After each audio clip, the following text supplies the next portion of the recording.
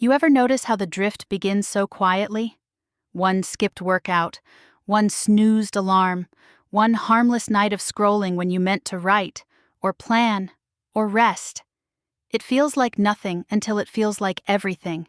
You look up, and the routine you once moved through with ease now feels foreign, heavy, distant. That old rhythm you once called momentum is now just memory. A Stoic wouldn't be surprised by this.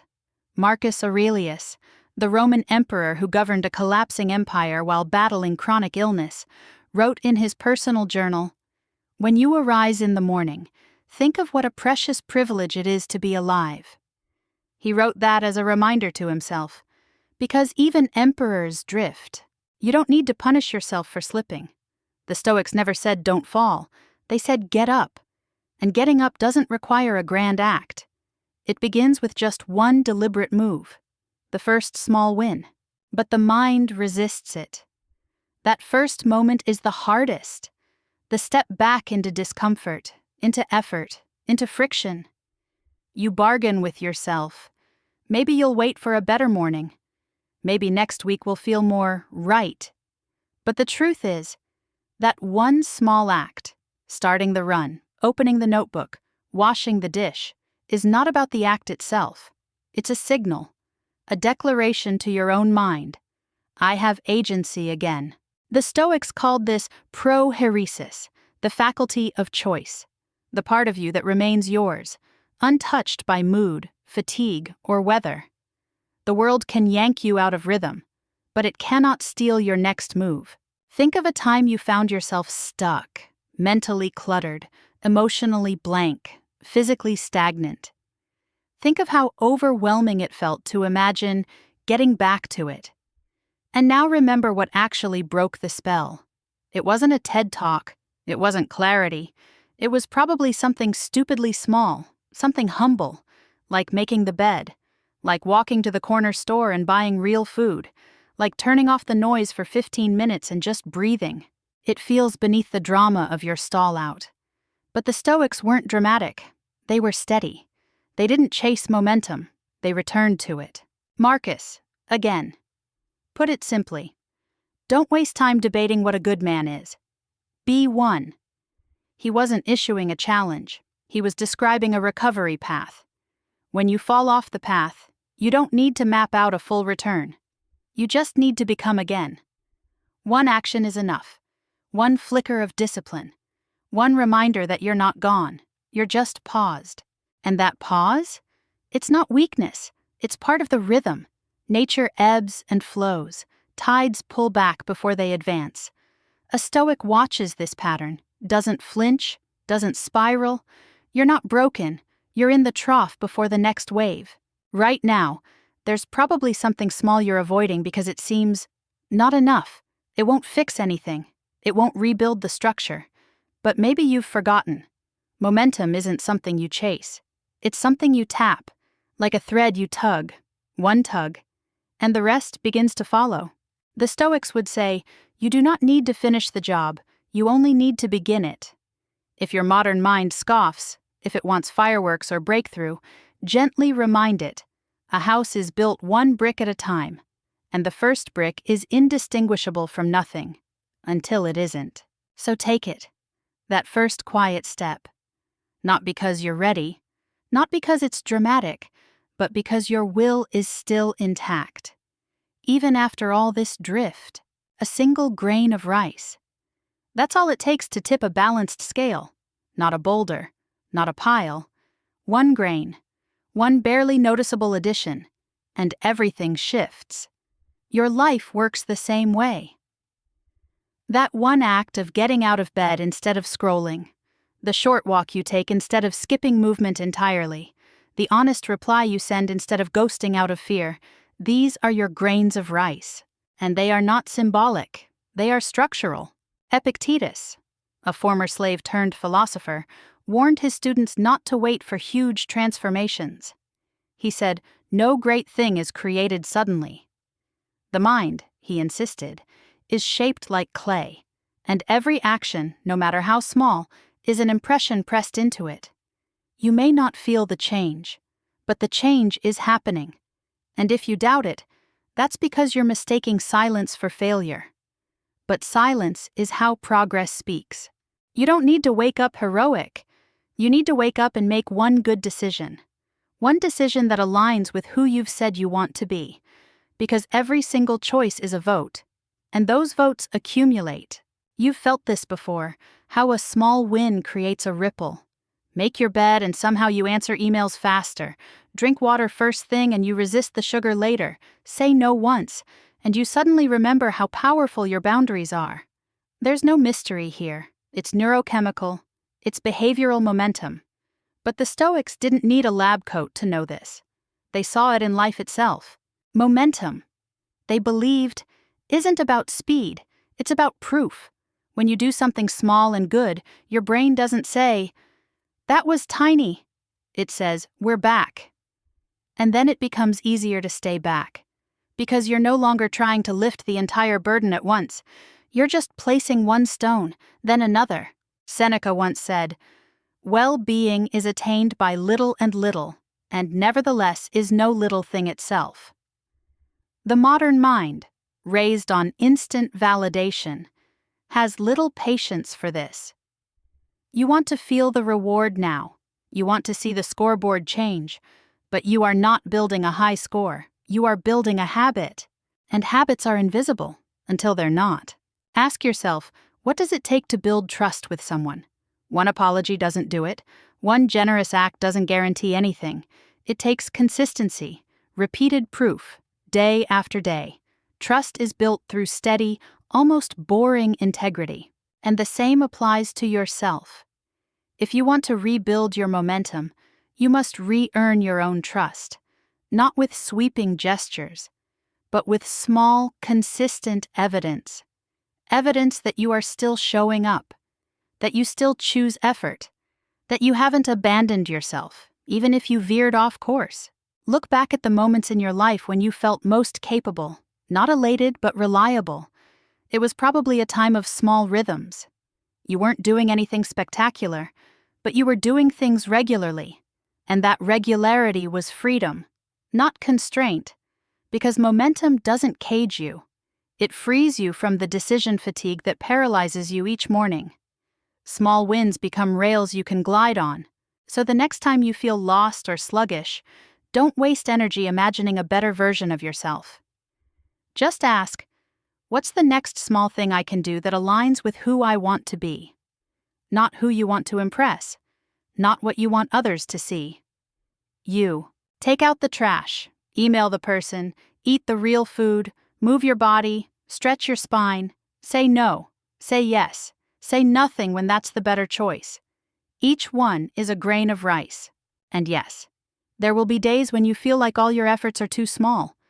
But remember this. The Stoics didn't measure progress in volume. They measured it in direction. Every action carries weight, and every choice moves the scale. What tips it is not the loudest act, but the latest one. Yours is still unwritten. Make it count. You wait for the spark, for the burst of energy that makes you leap out of bed, that fills your chest with fire and clarity. You wait to feel ready. But days pass, weeks, the fire doesn't come, and quietly, your momentum starves. The Stoics would call this what it is, unnecessary suffering. Because you are trying to negotiate with your emotions for permission to act.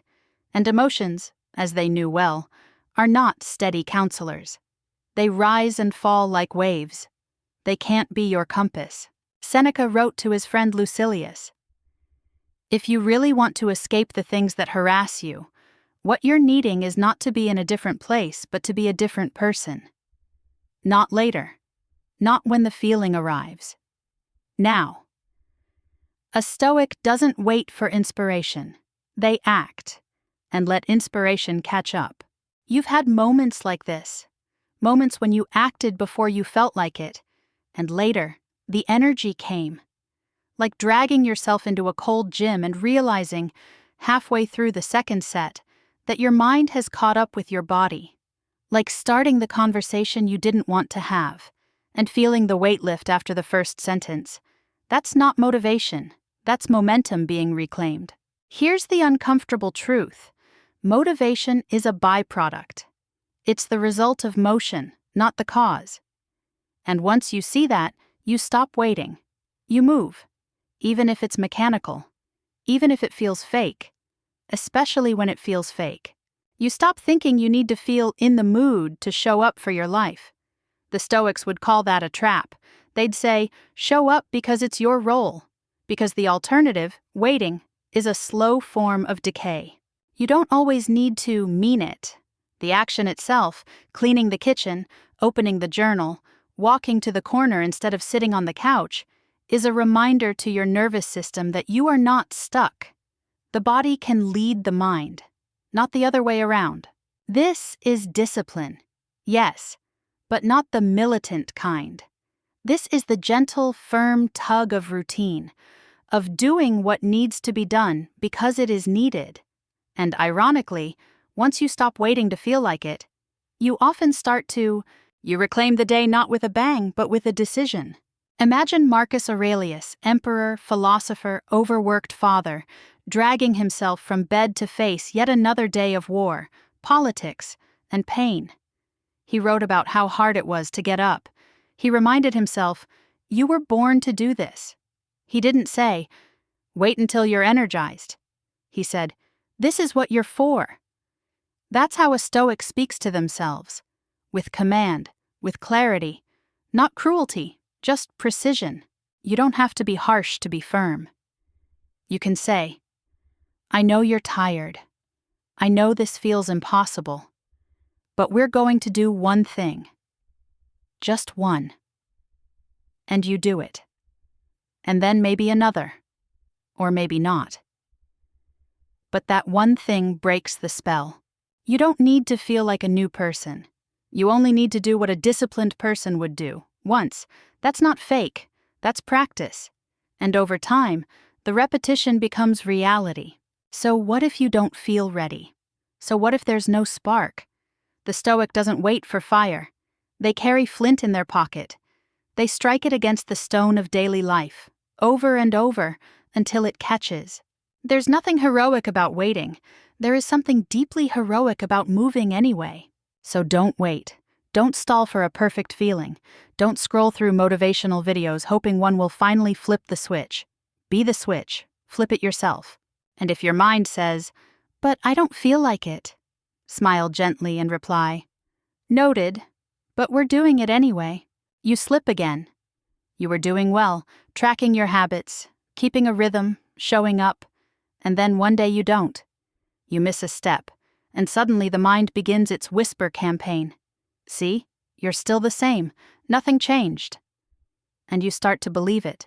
But a Stoic would shake their head at this. They would tell you that falling off the path is not proof of failure. It is the path. There is no version of life where you ascend in a straight, unbroken line. Cleanthes, the second head of the Stoic school, once compared discipline to a man dragging a cart behind him when he walks willingly. The cart rolls behind him. When he resists, the cart still moves, dragging him through the dust.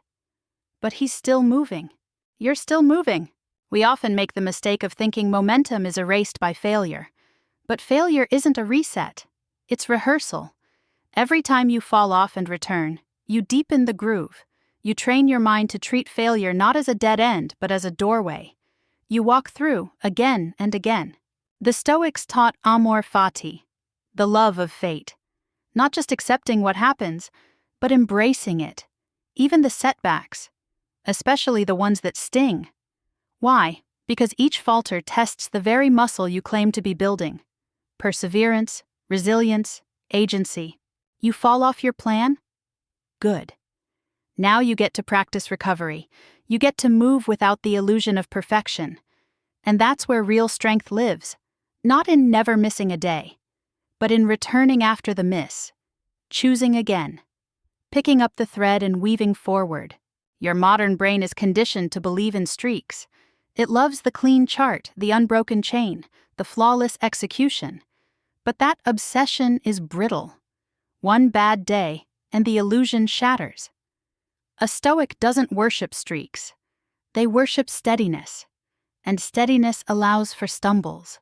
Seneca, who watched friends die in political purges, who endured exile, who eventually chose his own death over complicity, wrote, "Difficulties strengthen the mind, as labor does the body." He didn't write that from comfort. He wrote it from the ruins of another disappointment. And still, he practiced. Still, he returned. So what if you messed up yesterday? Or for 3 days? Or a month? So what? You're not obligated to carry that with you. A Stoic doesn't let past failure define current action. You are not the sum of your slip-ups. You are the sum of your response. Today is rehearsal. You rehearse for the life you want by acting it out, imperfectly.